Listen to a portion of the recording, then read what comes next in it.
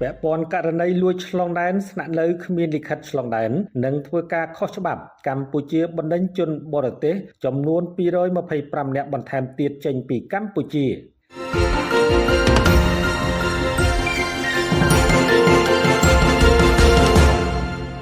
ជនបរទេសពាក់ព័ន្ធករណីលួចឆ្លងដែនស្នាក់នៅគ្មានលិខិតឆ្លងដែននិងធ្វើការងារខុសច្បាប់នៅក្នុងប្រទេសកម្ពុជាត្រូវបានអគ្គនាយកអន្តរប្រវេសន៍កម្ពុជាបានបន្តធ្វើការបណ្តេញជនបរទេសសរុបចំនួន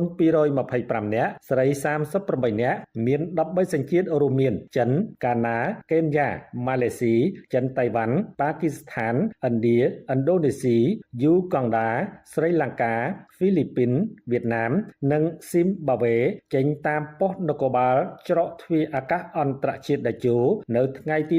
17-18 ខែកុម្ភៈឆ្នាំ